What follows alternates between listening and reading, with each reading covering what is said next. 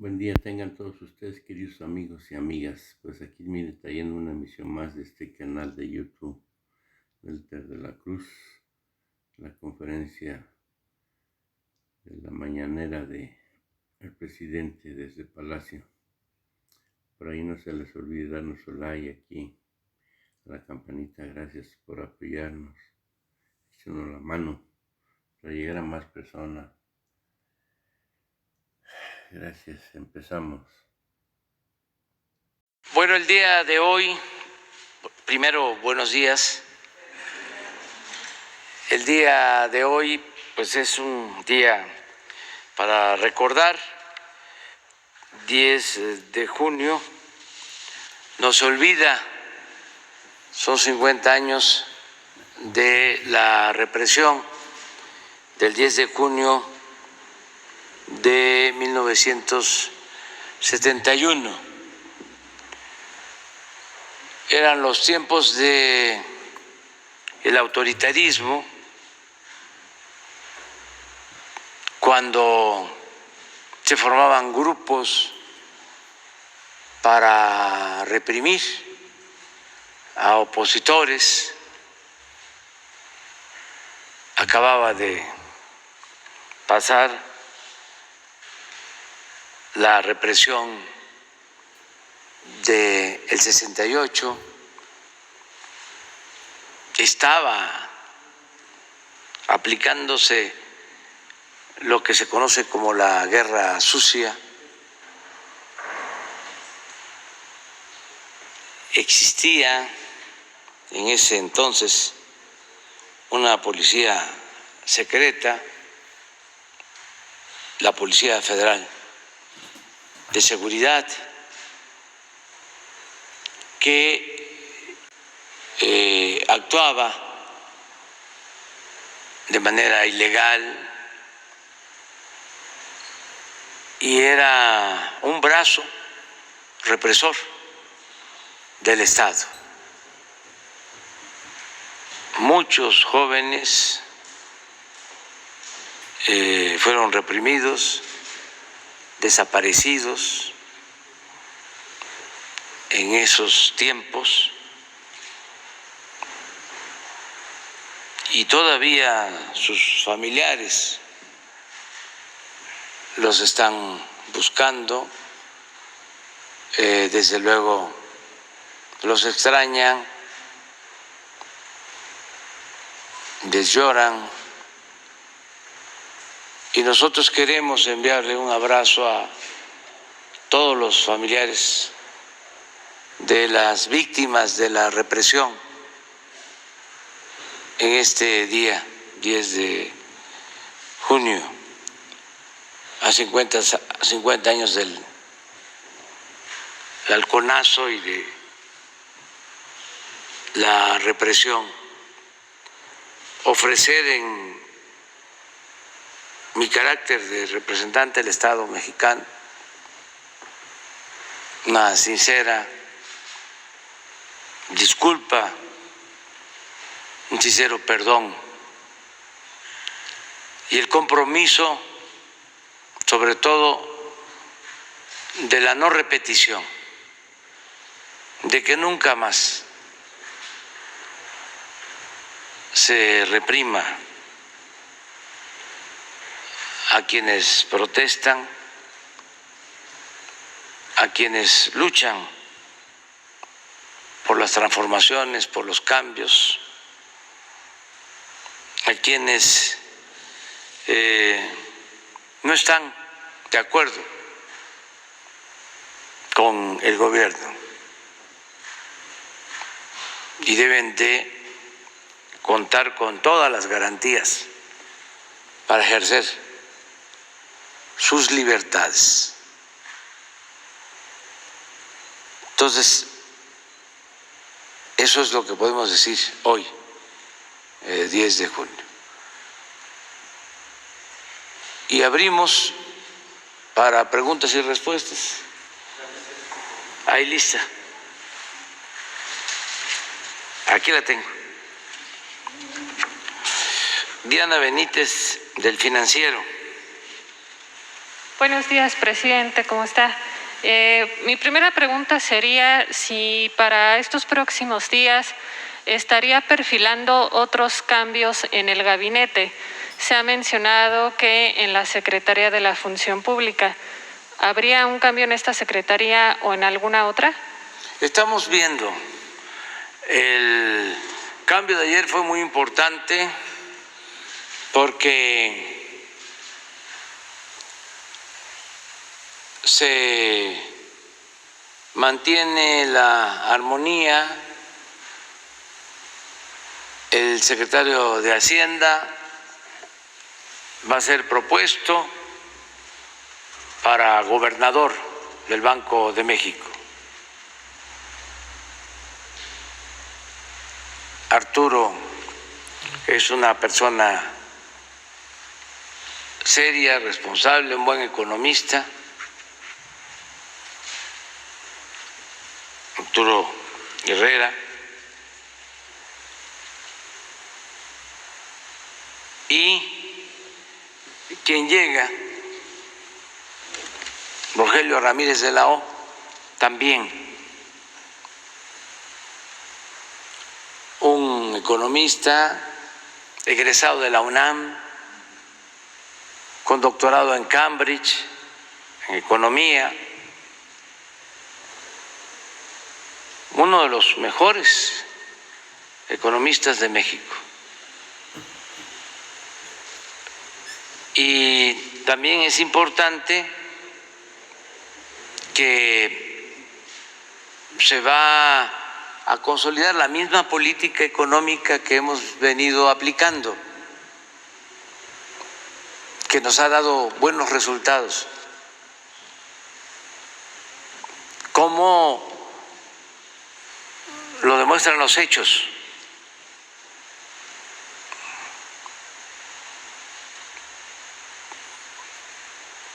Somos de los países que tenemos una mejor recuperación después de la crisis de la pandemia. Y nos estamos recuperando pronto. Hablábamos de la V, de que íbamos a caer y que íbamos a levantarnos pronto, cuando había especialistas que hablaban de que iba a ser una L, que íbamos a caer, que íbamos a quedarnos abajo mucho tiempo. Y afortunadamente no es así. Ya estamos creciendo, recuperando empleos. Es muy importante el que se ha mantenido fuerte el peso, inclusive se ha apreciado desde que estamos en el gobierno.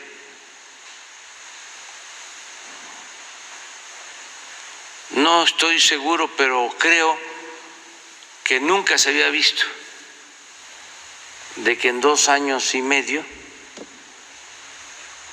después de que entra un nuevo gobierno, no haya habido devaluación. Porque ahora no ha habido en 2 años y medio. Incluso el peso se ha apreciado en un 3%. Si tengo bien las cuentas. A ver si tienen esa lámina. La de, no sé si de diferentes gobiernos, pero la de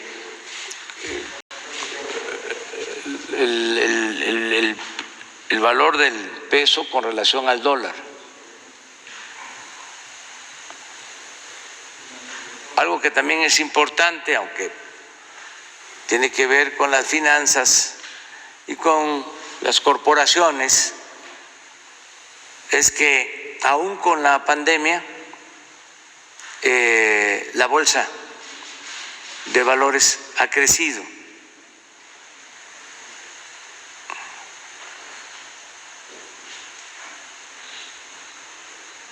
Se ha mantenido relativamente estable la inflación. Este es ayer, pero es desde el inicio del gobierno. Miren,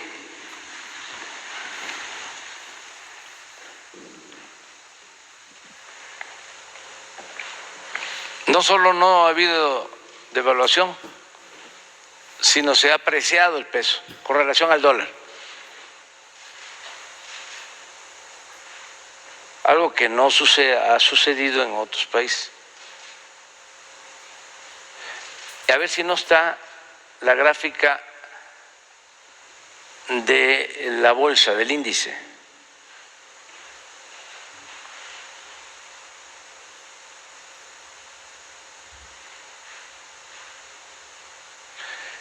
Y también,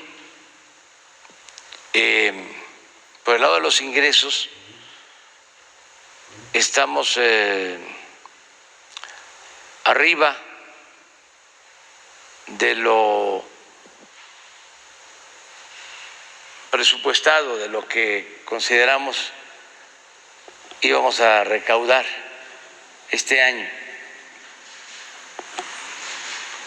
A ver si tienen también esa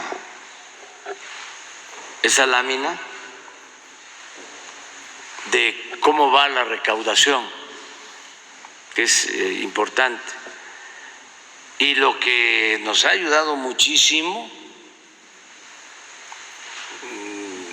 son las remesas.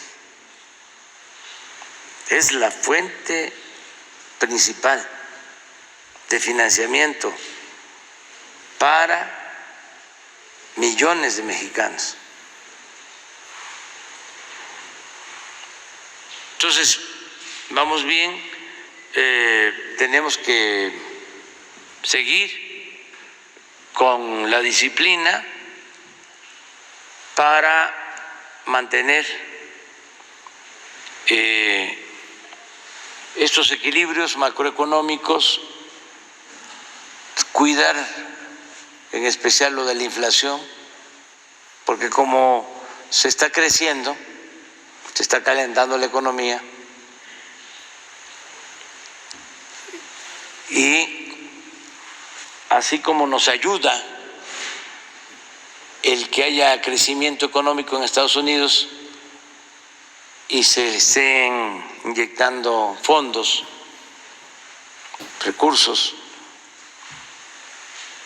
así también eso tiene un efecto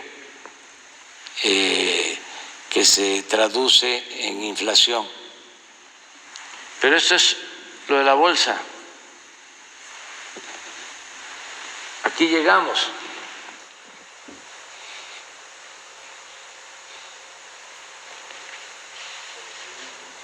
Aquí se cayó desde la pandemia, los momentos más difíciles, y miren cómo ha venido.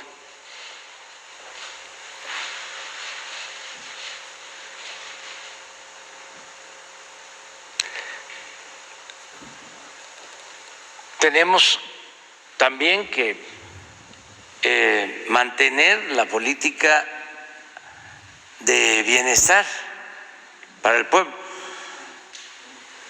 No solo es el que tengamos buenos datos en lo macroeconómico, requerimos bienestar para el pueblo.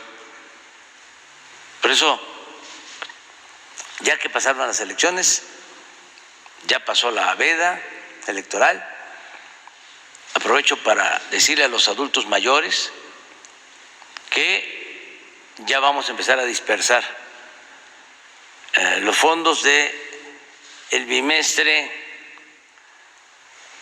de julio-agosto, y ya ese bimestre va a contemplar un incremento en la pensión Y también va a iniciar en el bimestre julio-agosto la incorporación de personas de 65 años hacia adelante. Porque, si recuerdan, la pensión a adultos mayores era de 68 hacia adelante y solo en comunidades indígenas se entregaba a partir de los 65 años. Hicimos el compromiso el 21 de marzo en Guelatao, Oaxaca, de incrementar la pensión a los adultos mayores, a todos los adultos mayores, porque es universal y vamos a empezar ya a entregar ese incremento. En este mes empieza la dispersión del bimestre julio-agosto, luego septiembre-octubre, luego noviembre-diciembre. Son 3 bimestres que nos faltan para el año y ya van a incluir los incrementos. Proporcional va a ser el incremento desde julio de este año hasta enero del 24, que va a significar un incremento en términos reales, porque se va a incluir también inflación en el incremento, del 100%.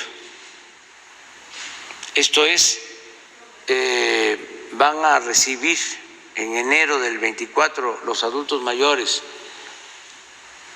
de 65 años, todos, el doble de lo que se está recibiendo ahora. Esto nos va a significar ampliar el presupuesto de 126,000 millones a 320,000 millones de pesos para el 2024. No tenemos problemas, afortunadamente, porque es buena la recaudación. Muchas gracias a todos los que contribuyen y no tenemos problemas porque no hay corrupción, porque nadie se roba el dinero, como era antes. Entonces, y además, ahora el presupuesto, como lo escribí ayer, cuando di a conocer los cambios, el destino del presupuesto público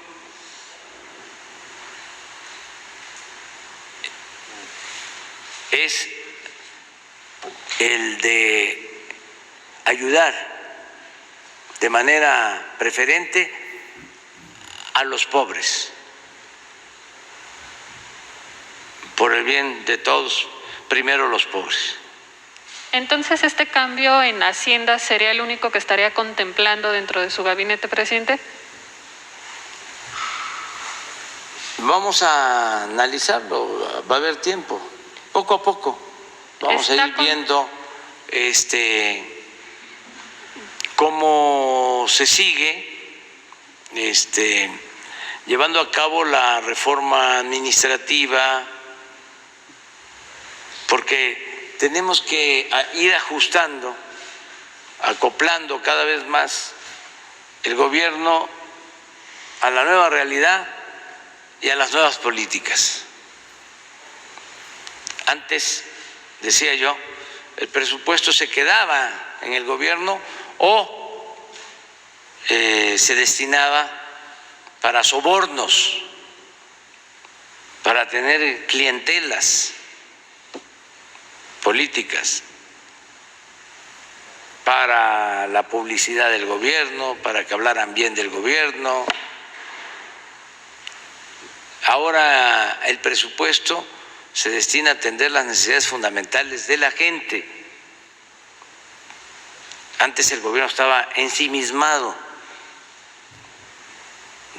nada más se veía hacia adentro, Ahora el gobierno es un instrumento al servicio de la sociedad, al servicio del pueblo.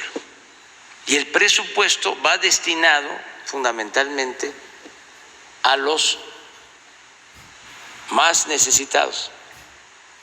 Es de abajo hacia arriba. Imaginen que la sociedad mexicana es una pirámide. En la base hay millones de pobres. Luego está la clase media y luego en la punta, en el pináculo, pues son los que tienen más posibilidad. Nosotros debemos de atender a todos, pero primero a los de abajo, a los más necesitados. En el caso de la recaudación, miren cómo vamos. Este es un corte al día 9, ayer. Traemos 3.1% más que el año pasado de ingresos en términos reales. ¿Esto qué significa? Que aquí ya estamos descontando la inflación. Si fuese con inflación estaríamos hablando de 8.5, pero se quita la inflación y es 3.1. En términos nominales, en el periodo del año pasado hasta junio llevábamos recaudados 1.802.000.000. Y ahora, el 9 de junio de este año, 1.942.000.000, como 120, 130.000 millones de pesos más. Esto es una muestra de la recuperación. Y ya en cuanto a los tributarios, igual 1.6 de incremento en términos reales, y aquí se ve cómo el impuesto sobre la renta 0.5, pero en positivo en términos reales, de 832.000 millones de pesos a 874.000, y el IVA, que esto es importante porque es el consumo, de 417 a 476, 417.000 a 476.000, como 60.000 millones más.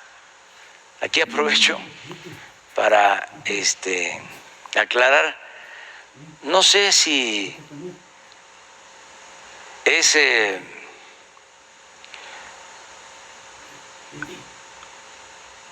una persona que fue director de el Reforma, Lázaro Ríos. Él sacó, pero puede ser que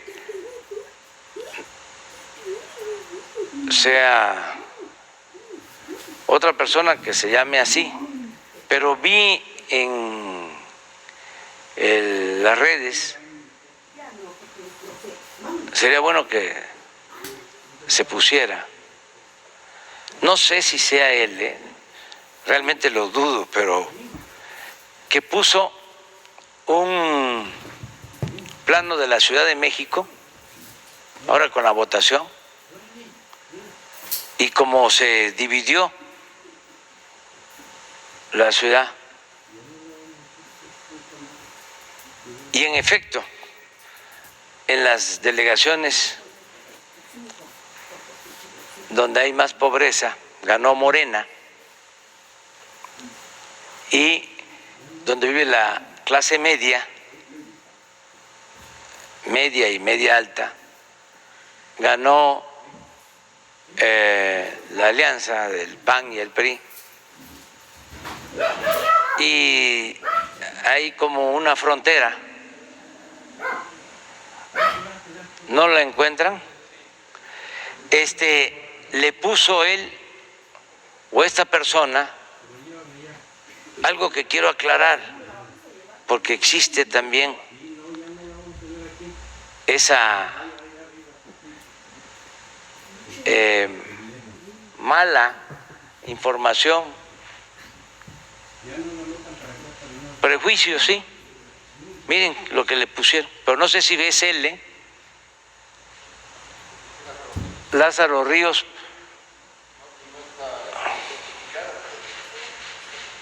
¿Es él?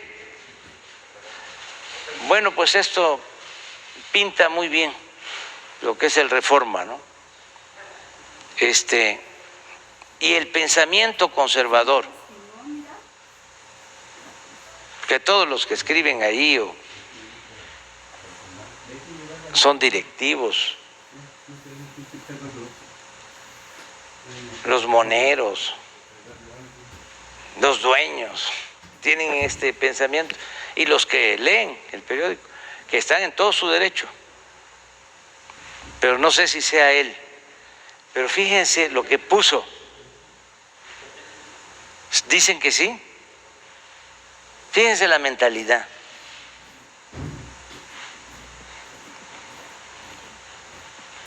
Los que pagan impuestos, ¿no?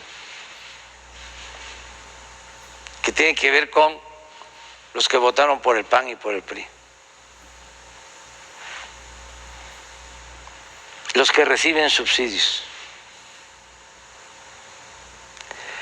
Todos pagamos impuestos, hasta la gente más humilde paga impuestos. Por eso me detuve con el IVA, porque cuando se compra una mercancía, ahí va incluido un impuesto. Y en el caso del impuesto sobre la renta, los que más pagan impuestos sobre la renta son los trabajadores.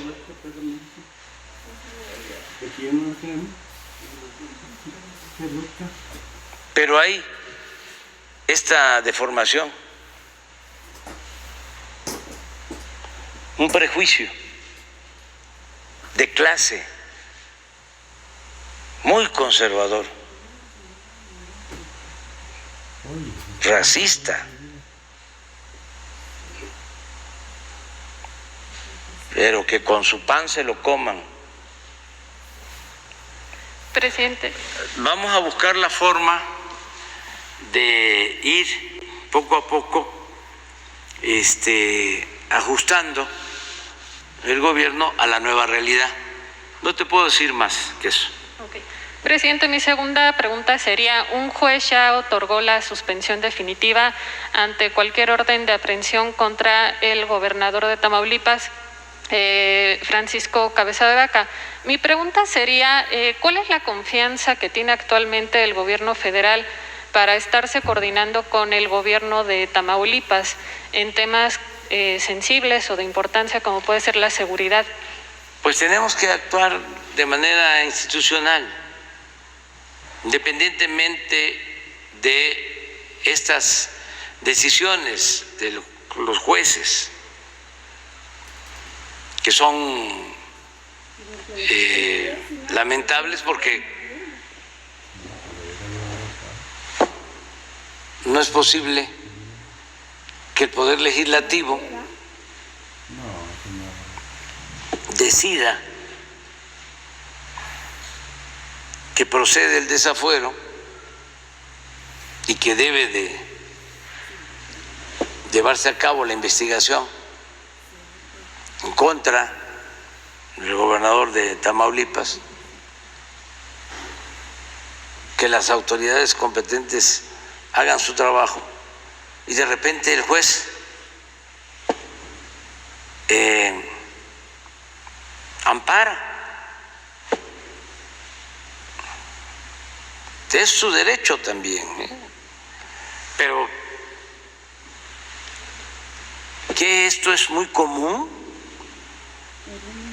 se ampara a Juan Pueblo, se le protege. No, ese es el problema que tiene el Poder Judicial, que protege y que ampara solo a las élites, a los potentados, a los representantes de la llamada clase política o a los dueños de las grandes corporaciones. Es una justicia, entre comillas, de élite.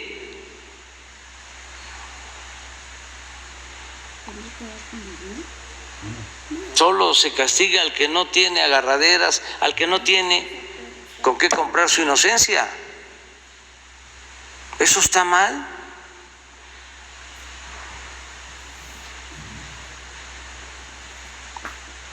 Pero hay que respetar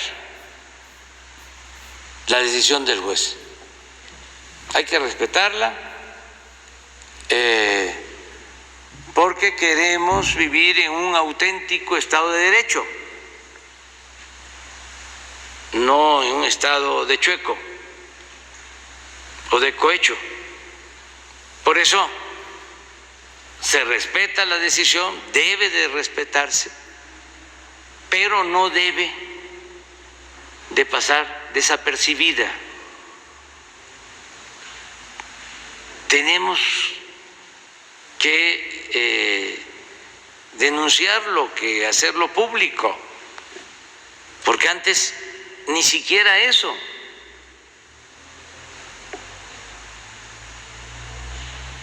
Están ahora ordenando un juez que se le dé libertad a una persona acusada de delincuencia organizada. Y lo mismo, 24 horas para que quede en libertad. Y es una persona que tiene fama, no quiere decir que sea culpable, en el mundo de la delincuencia. Entonces, ojalá y todo esto se vaya resolviendo. Estoy firmando el día de hoy una carta al presidente de la Suprema Corte de Justicia, con todo respeto, para que se atienda el caso de presos que llevan hasta 20 años sin sentencia.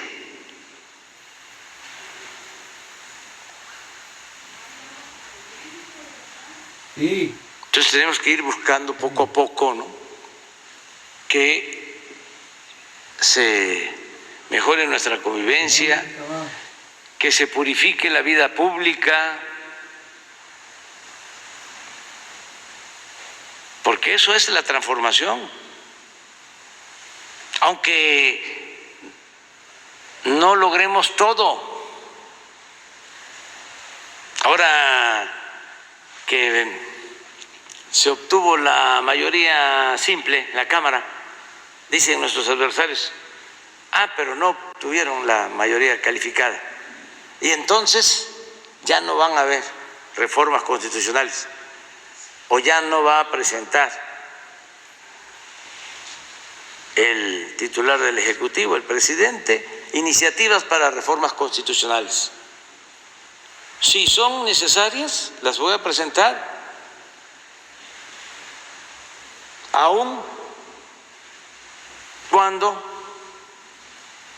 no pasen o las rechacen. porque si son necesarias para el país, las voy a presentar. Por ejemplo, tenemos que resolver el problema de la falta de apoyo a la Comisión Federal de Electricidad, porque con la reforma energética se apostó a destruir a la Comisión Federal de Electricidad y tenemos que cuidar que no nos falte la luz, pero también que no aumente el precio de la luz. Y para eso se requiere una reforma constitucional,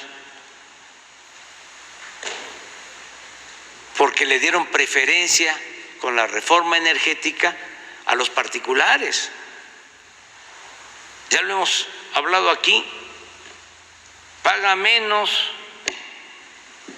una corporación empresarial, financiera, comercial,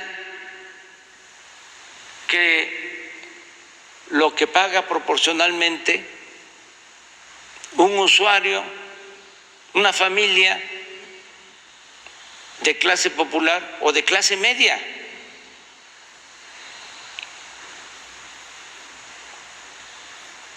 Porque el gobierno estaba al servicio de las minorías y de los traficantes de influencia y también de corruptos. Entonces, eso lo tenemos que resolver, porque si siguen haciendo a un lado a la Comisión Federal de Electricidad, si no le permiten que la energía que producen sus plantas suban a la línea, a la red de transmisión, si no hay lo que llaman despacho, porque tienen que subir primero la energía que producen las plantas de Iberdrola o las particulares, porque hicieron las reformas para entregarles a ellos el mercado de la industria eléctrica en contra de los intereses del pueblo y de la nación. ¿Cómo me voy a quedar callado? ¿Cómo me voy a cruzar de brazo? ¿Cómo no voy a presentar una iniciativa para que primero sea el pueblo, primero el interés general? No puede haber un interés personal o de grupo, por legítimo que sea, por encima del interés del pueblo y de la nación. Entonces voy a mandar la iniciativa y no va a haber, que espero que sí, mayoría calificada. ¿Quiénes asumen la responsabilidad? Pues los legisladores, que van a rechazar la iniciativa en el caso que sucediera así. Entonces queda de manifiesto de que no son representantes populares, aunque se hagan llamar representantes populares. Son representantes de grupos de intereses creados. Pero es interesante presentar la iniciativa, que se dé el debate, que el pueblo se entere. Yo tengo el compromiso de que no va a aumentar el precio de la luz en todo el sexenio,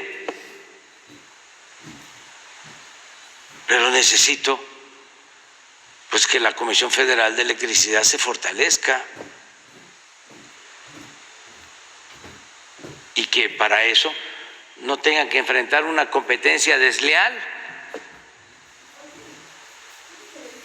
porque se le da preferencia a las empresas particulares, sobre todo a las extranjeras. Fíjense cuánta influencia tenían las empresas extranjeras que se llevaban a trabajar a los altos funcionarios públicos, a sus empresas.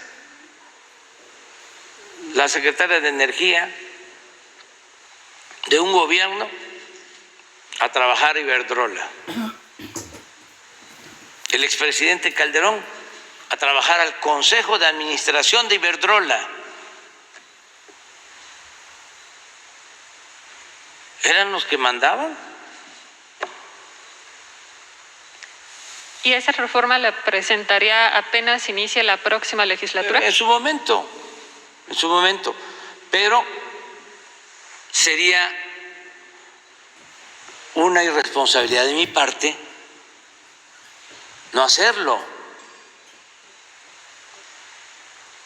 Además, nosotros llegamos para transformar y la gente nos apoyó para llevar a cabo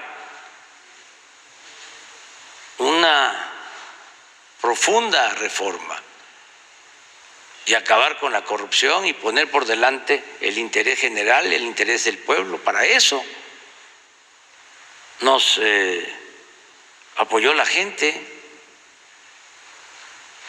para separar el poder político del poder económico y que el gobierno representara a todos, no a un grupo, no a una facción, no a una élite, y que se le diera preferencia a la gente humilde, a la gente pobre. Por el bien de todos, primero los pobres, fue un lema de campaña de hace 17 años. No me lo saqué de la manga ahora que llegamos al gobierno. 17 años que no les gustaba porque no alcanzan a entender la importancia de la frase. Es por el bien de todos. Primero los pobres.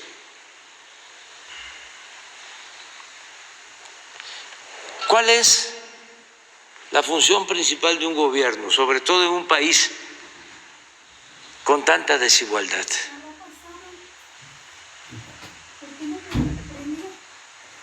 Pues es apoyar a quien más lo necesita. Y esto es justicia, es humanismo, pero también es seguridad para todos. Porque entre más pobreza hay, se producen más resentimientos. No olvidemos, la paz, la tranquilidad son frutos de la justicia.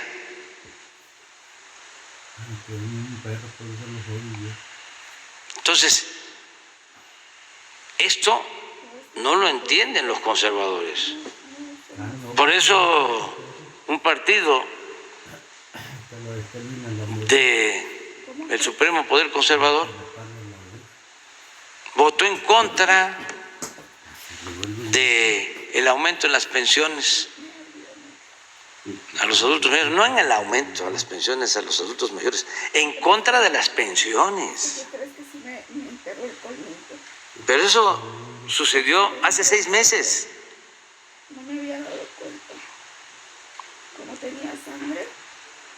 Y en contra de las becas para los estudiantes de familias humildes y en contra de las becas para niñas y niños con discapacidad y en contra, les molesta que la atención médica y los medicamentos sean gratuitos.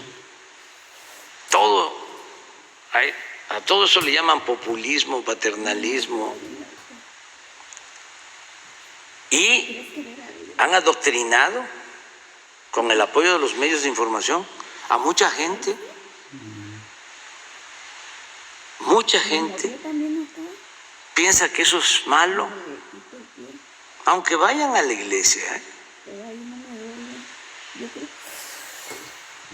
y se digan cristianos. Finalmente, presidente, justo lo que mencionaba en días pasados, que para obtener esta mayoría calificada perfilaría pues hacer acuerdos con el PRI. El líder del PRI responde pues que no será este partido el que rompa el bloque opositor. No y la hay priista, ningún pues, que no problema. son Judas. Es que yo hice el planteamiento de que faltaban muy pocos legisladores para tener mayoría calificada y llevar a cabo las reformas constitucionales.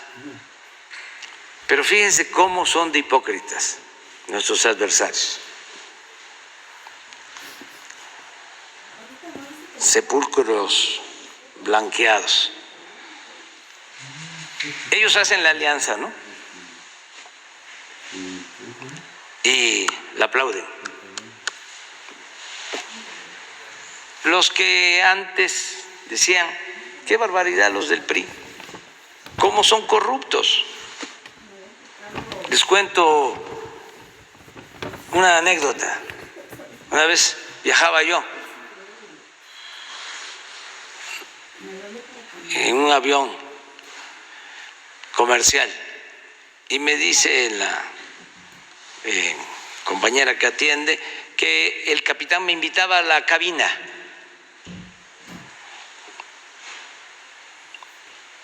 Yo ya regresaba cansado de la gira, todavía en aquellos años, y acepté ir a la cabina. El capitán, piloto y el copiloto. Entonces empieza la plática y el piloto me empieza a decir, licenciado, yo estoy en contra de la corrupción y creo que los del PRI son muy corruptos, mucho, muy corruptos. Entonces, como ya conozco, ¿no? Es un perfil. Pues ya sé que es un simpatizante del PAN. O sea, se identifican, ¿no?, con bastante claridad, evidencia. Entonces me quedé callado y seguía. Yo a lo mejor votaría por otros, como diciendo, a lo mejor votaría por ustedes, pero por el PRI nunca, que es un partido de corrupción, cosas así. Ya íbamos llegando y yo le iba preguntando cosas, ¿no?, de la aviación, pero él estaba con el tema. Ya cuando estábamos por bajar, le dije, mira, vamos a llegar al aeropuerto y construyeron un anexo, otra terminal. En ese entonces, 11,000 millones de pesos. Digo, ¿y sabes qué? Hubo corrupción en la construcción y no fueron del PRI, fueron del partido que está en el gobierno. Y ya, le digo, lo que pasa, bueno, y seguía él, le digo, mira, lo que pasa es que tú lees el Reforma, hasta les dije que articulista, escuchas a este conductor de la radio, de la televisión, porque así es. ¿Y qué quieres que yo haga? Síguele, ahí la llevas. Sí, pero a ver, explíqueme, tráteme de convencer. No, hermanito, está muy difícil que yo te convenza. Síguele ahí, la llevas. Sigue tu camino. Y ya me voy, porque ya vamos a aterrizar. Y ya me fui, aterrizamos y estaba en la puerta, ya cuando salí, con papel. Oiga, fíjese que mi papá simpatiza mucho con usted. ¿Le puede poner un autógrafo? ¿Sí? Ya le entregué. Tu papá es un hombre inteligente. Adiós, adiós. Viene esto, pues, al caso de que hay mucha manipulación en los medios y también se piensa que es parte del prototipo de que el que tiene más nivel educativo es el menos ignorante, y no necesariamente. Muchas veces la gente humilde, un campesino, un obrero, la gente del pueblo, tiene muy claro todo. Y una mentalidad más fresca, con menos prejuicios, no como el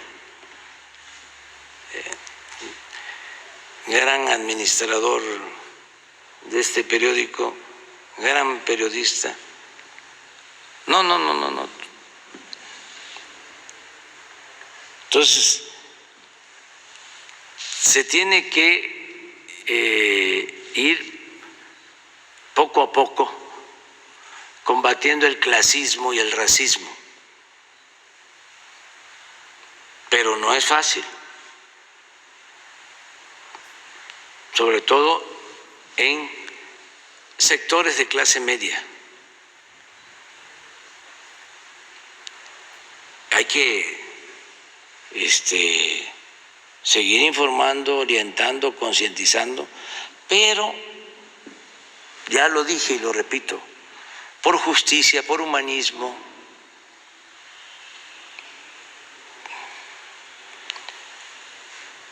por seguridad, por todo, debemos dedicar tiempo, recursos, nuestra atención a la gente humilde, a la gente pobre. No dejar de atender a todos y ser respetuoso con todo, pero entender de que es bueno para todos. ¿En qué se ayudan los de mero arriba si les va bien a los de abajo? Porque ayer lo comentaba, el proyecto de los neoliberales es apoyar arriba porque suponen que si llueve fuerte arriba gotea abajo, como si la riqueza fuese contagiosa, permeable. El proyecto nuestro no es así, es apoyar abajo, de abajo hacia arriba.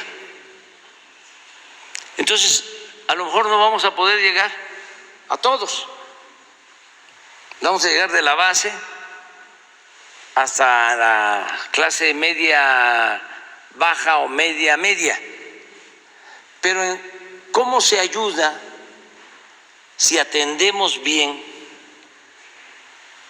a los de abajo? ¿Cómo se ayuda a la clase media media? ¿Cómo se ayuda a la clase media alta? ¿Cómo se ayudan los empresarios más fuertes?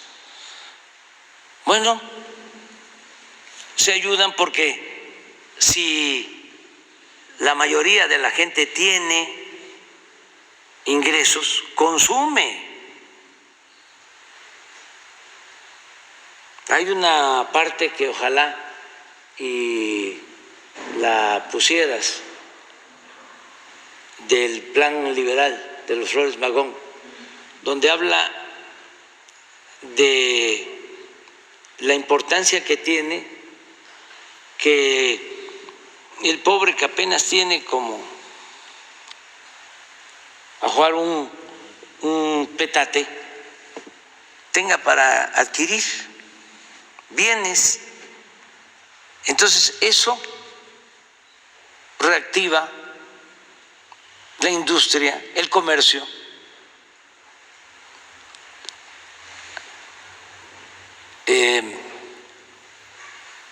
Es fortalecer el mercado interno, como se le llama ahora. ¿En qué otra cosa se ayuda el de arriba si le va bien al de abajo? En que pueda andar por la calle con libertad, que no lo van a asaltar, que no lo van a secuestrar, porque en una sociedad mejor, y eso significa una sociedad más justa, hay más seguridad.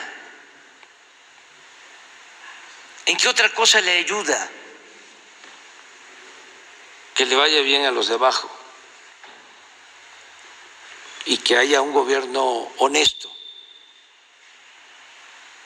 Bueno, en que no van a aumentar los impuestos, en que no va a aumentar el precio de las gasolinas, de la luz. ¿En qué otra cosa le ayuda? Porque cuestionan esto que dice Lázaro, ¿no? Subsidio, que es la entrega de apoyos a la gente. ¿En qué le ayuda a los de arriba? Bueno, que se tiene prestigio en el país y se puede lograr como se hizo un acuerdo con Estados Unidos, con Canadá, para que lleguen inversiones. ¿Y quién se ayuda con esas inversiones? Pues empresarios, comerciantes, profesionistas, que van a ganar más.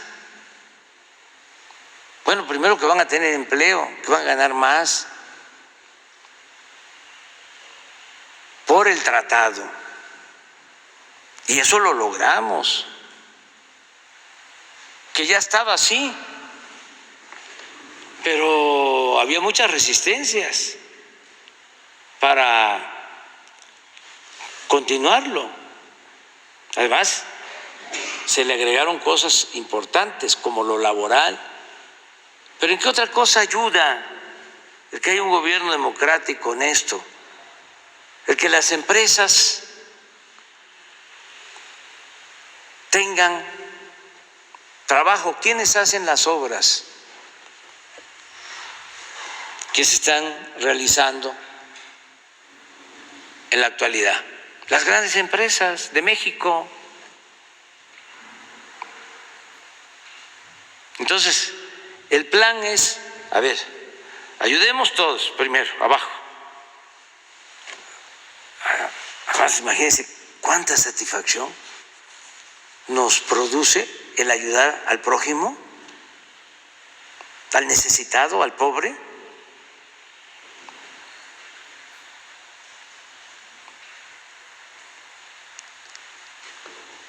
Eso tiene que ver con todas las religiones.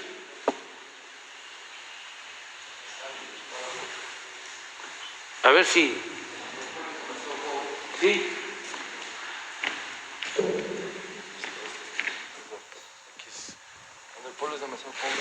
Sí.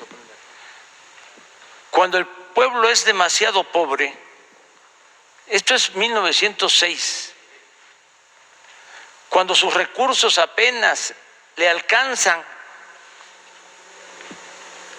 para mal comer, consume solo artículos de primera necesidad y aún estos en pequeña escala.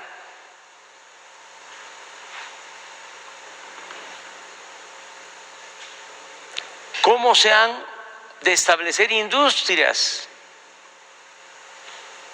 ¿Cómo se han de producir telas o muebles o cosas por el estilo en un país en que la mayoría de la gente no puede procurarse ningunas comodidades? ¿Cómo no ha de ser raquítica la producción donde el consumo es pequeño? ¿Qué impulso han de recibir las industrias donde sus productos solo encuentran un reducido número de compradores? Porque la mayoría de la población se compone de hambrientos. Pero si estos hambrientos dejan de serlo, si llegan a estar en condiciones de satisfacer sus necesidades normales, en una palabra, si su trabajo les es bien o siquiera regularmente pagado, consumirán infinidad de artículos de que hoy están privados y harán necesaria una gran producción de esos artículos. Cuando los millones de parias que hoy vegetan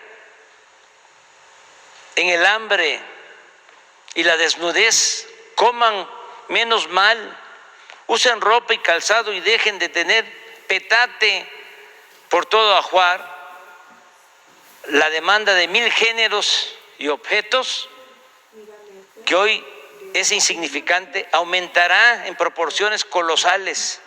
Y la industria, la agricultura, el comercio, todo será materialmente empujado a desarrollarse en una escala que jamás alcanzarían mientras subsistieran las actuales condiciones de miseria general. Esta es una clase. Esto es, en esencia, a la luz de la nueva realidad, lo que nosotros estamos promoviendo.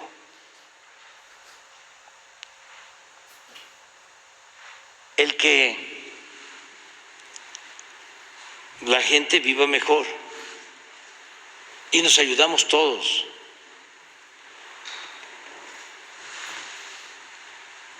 Entonces, por eso vamos a seguir adelante. Ramón Flores. Muy buenos días, presidente.